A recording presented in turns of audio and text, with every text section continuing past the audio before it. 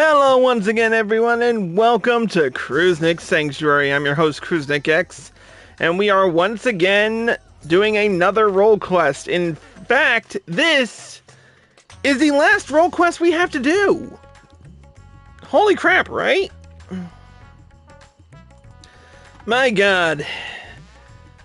We've done 4, and now we're on to the final part of the Endwalker role quests, the healer role quest to be exact. Now I've got 3 healers that are ready and waiting. And you know what? I should have started with Scholar. So we have dealt with Gridania, we've dealt with Limsa, we've dealt with Doma, we've dealt with Ishgard, and now it's time to deal with Ala Mhigan. I cannot wait to get my hands around this. We'll see how it all works out. With that being said, let's get right down to it with the level 85 quest and the start of this quest line, Far From Free. If you are ready to lend us your aid, I'll apprise you of the situation. We received reports of a creature believed to be a blasphemy stalking the streets of Ala Mhigan. Troops have been assigned to track and slay the beast, but there are likely to be casualties. With most of our healers posted elsewhere, we had thought to petition you for aid. Sounds like you need better... Nah, I would be glad to help. Once again we are in your debt. We shall inform Commander Alden forthwith. My comrades in the Immortal Plains will be glad to have you watching over them. You see, as there have been no sightings of any blasphemies in our land, we have joined our Ala Mhigan allies in their hunt for the fiend. Trouble is, the majority of our own healers are working day and night to treat the tempered Imperials captured at Radz-at-Han. For that reason, we too will be glad of your help. Aye, your presence alone will be of great comfort to the troops, I'm sure. As time is of the essence, I ask that you make your way to the Ala Mhigan quarter and report for duty. Commander Alden is overseeing the hunt, and he will explain all upon your arrival. May Raga grant you strength. Alright, off to Ala Mhigan, and a special hello to Pulse Hijack, aka Daedric, who is currently watching us on Twitch. Alright. Where's the right bastard? Of course, he's always gotta be near the,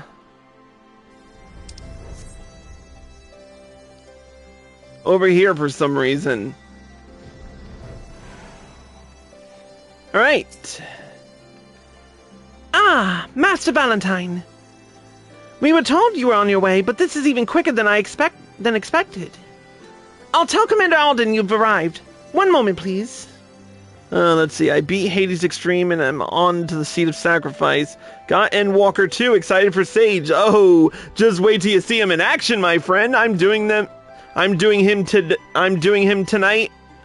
Well, hopefully I'll be able to demonstrate some of his combat capabilities as well as healing. But stay tuned for that. Anyway.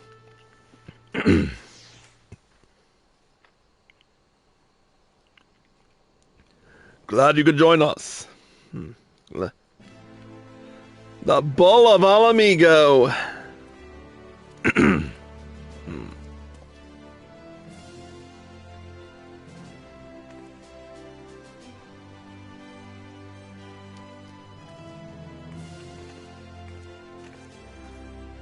Now that the far greater crisis has been resolved, we may and must turn our undivided attention to matters of a smaller but no less deadly scale.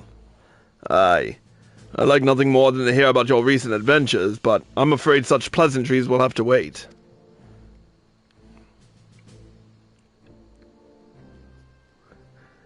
As our man in Thavnir will have told you, a blasphemy is loose in Ala Mhigan. When it first appeared, the city guard were able to get most of the bystanders to safety, and, for mercy, those caught in the chaos only suffered minor injuries. but the fiend managed to escape and has not been seen since. We must find it, and soon. For as long as it remains at large, every man, woman, and child is at risk.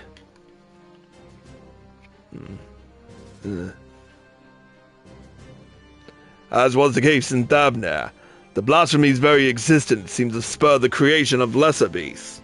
The longer it is allowed to roam free, the more tragedy our people will suffer. Did anyone see the change take place?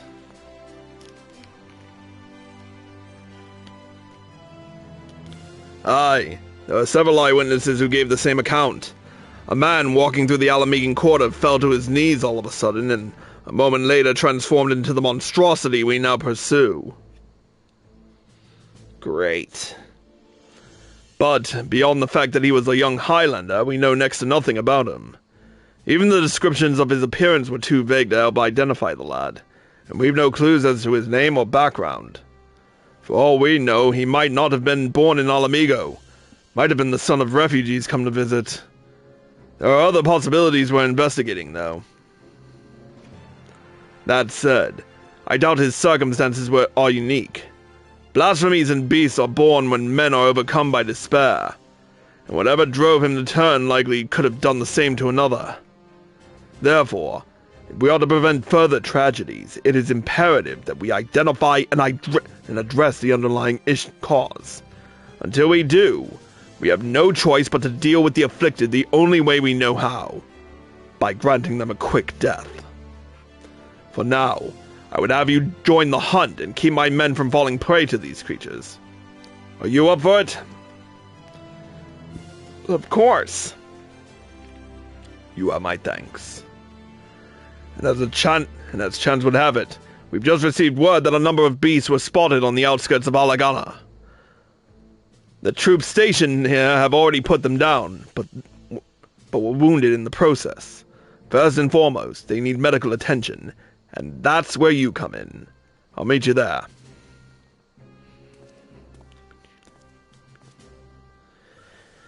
Pulse Hijack says, Bunny Man? Yes, as much as I, love my Aura, I decided to pop another Fantasia and go Bunny for a while. Not for too long, though. The next patch comes out in a week and a half. Where am I going? Ala Mhigan, right.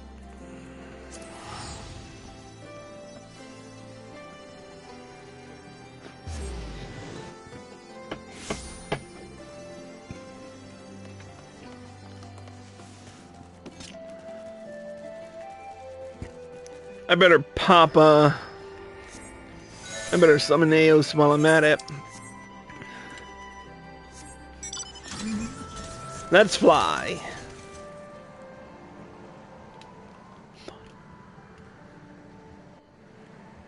Oh. There he is. Raoban.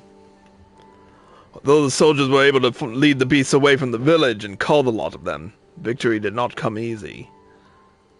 It's times like these that our lack of healers is most sorely felt. I dare say they've yet to receive any treatment at all. See to their wounds while I survey the area for any stragglers that may have escaped. Once I've completed my patrol, I'll head to the village to gather eyewitness reports. Look for me thereafter. Alright.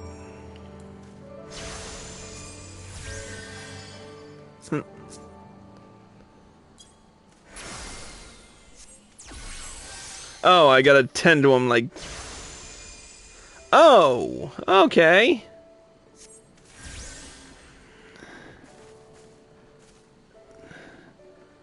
Gods be good.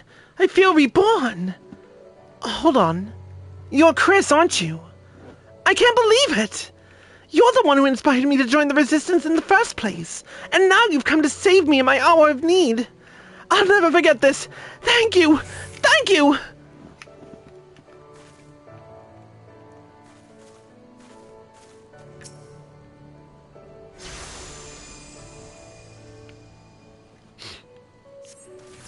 There you go. I saw them change. Right before my eyes. Those weren't monsters I killed, but innocent men. But it had to be done. There were others we had to protect.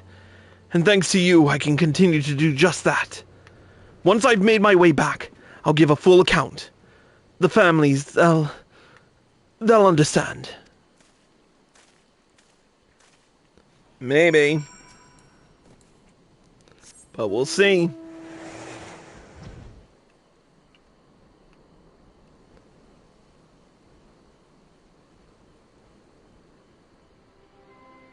Alright, there's Raubon.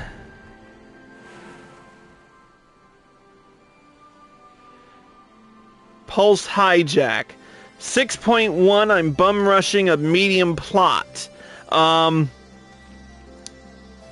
Contact me about that a little later, because I got some news for you. Anywhoosie, let's speak with Raubon.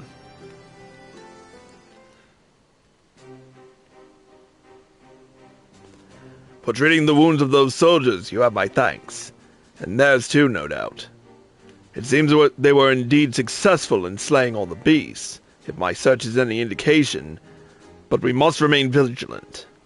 I've also spoken with several people who witnessed the moment of the transformation, though the ordeal has understandably left them rather shaken. I hear that you've been through a few ordeals yourself, Chris. Yeah, a lot of them, but good to see you are involved. As for me, I've been kept busy with this and that, like getting the hang of this wheelchair. Obviously, it has its limitations, but it gets me where I need to go.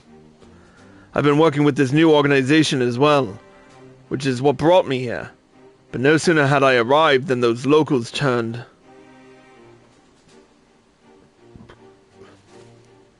Ragenfried, I heard you were there when it happened.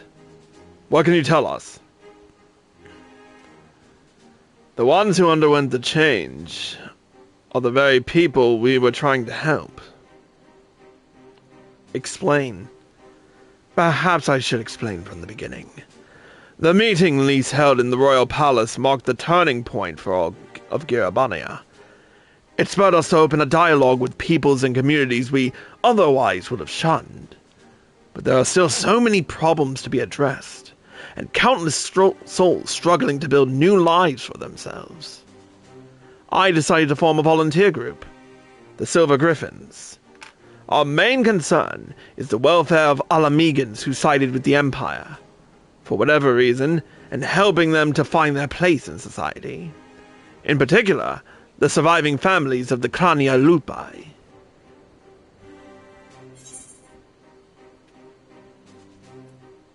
You've changed your tune.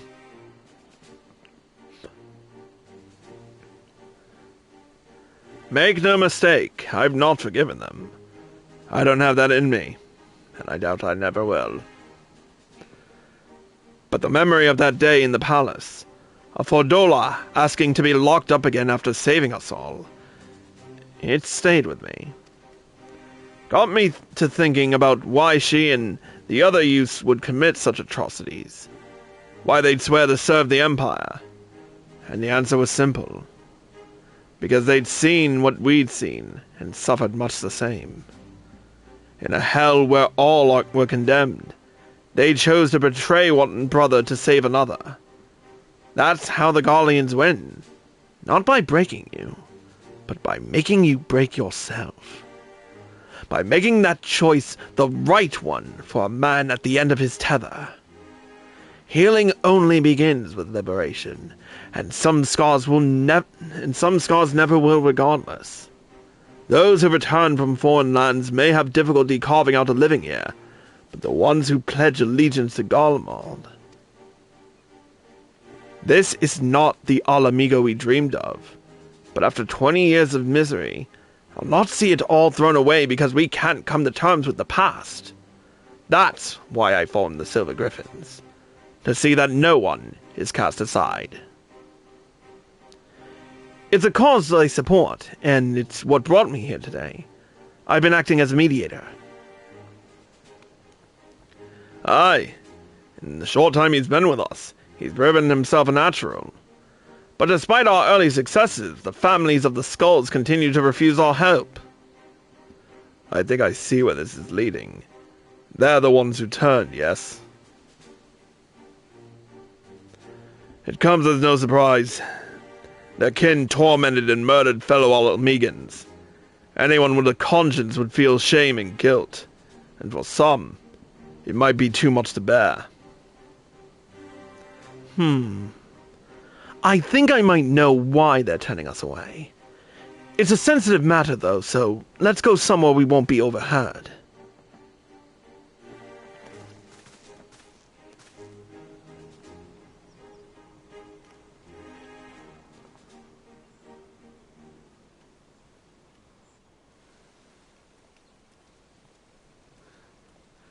Alright, so it's about one of the men who turned. I saw his memories. With the echo. I'll not pretend I understand it, but tell us what you've learned. I only caught a glimpse, but that was enough. It was during the occupation. A man raising his son. Only the two of them, but they were a family. To keep his boy clothed and fed, he chose to side with the Empire. He knew what others would say, but he did it anyway.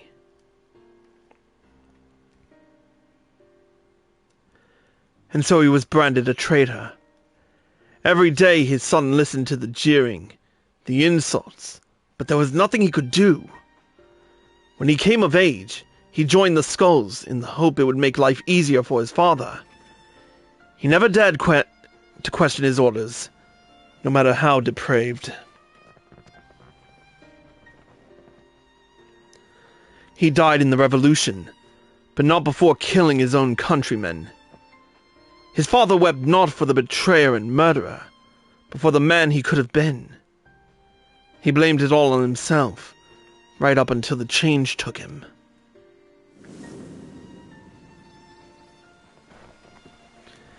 I can only pray that he and his boy have finally found the peace they were denied in life. Alas, theirs is an all too familiar tale. They cannot forgive themselves, nor can they see how anyone else would.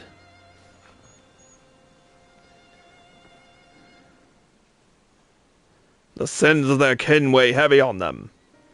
They think themselves undeserving of our compassion.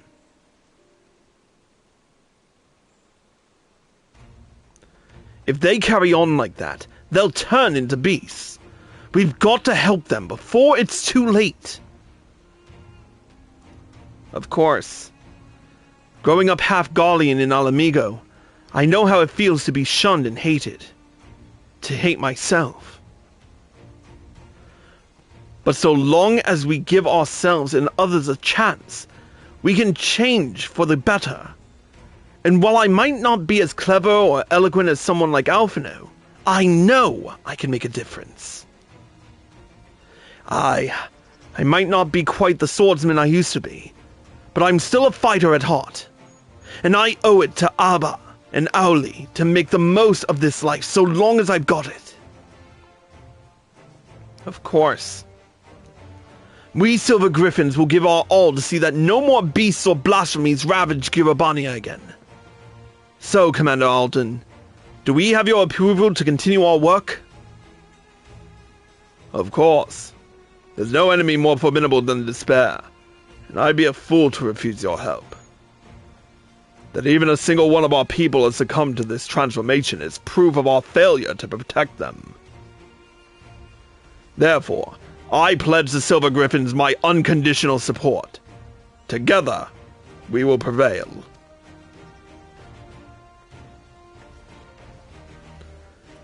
Now that we have Chris on hand to aid the troops, I believe we are ready to face any beast we encounter. Though I fear it is only a matter of time before others appear, I ask that you lend the Silver Griffins your assurance in the meantime. Will do. Very good. For now, let's return to the city.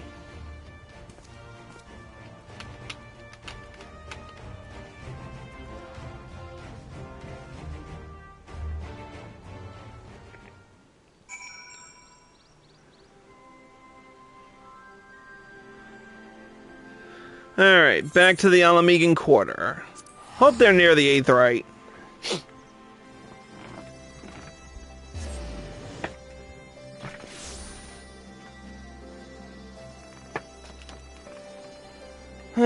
No, of course they're not.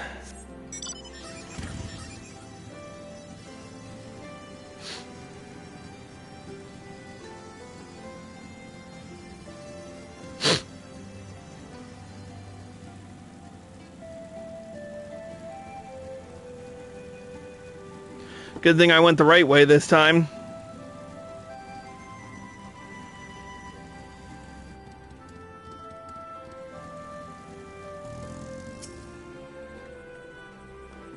Those who harbor guilt do so not because they are weak of heart, but because they have failed to meet the demands they make of themselves. 'Twas the same for me when I believed that my failures had led to the Sultana's assassination. The despair and self-loathing were indescribable. I was fortunate that you and the other scions came to my rescue, that I had friends who convinced me I was more than the sum of my worst mistakes. Now we must do the same for the people of Ala Mhigan.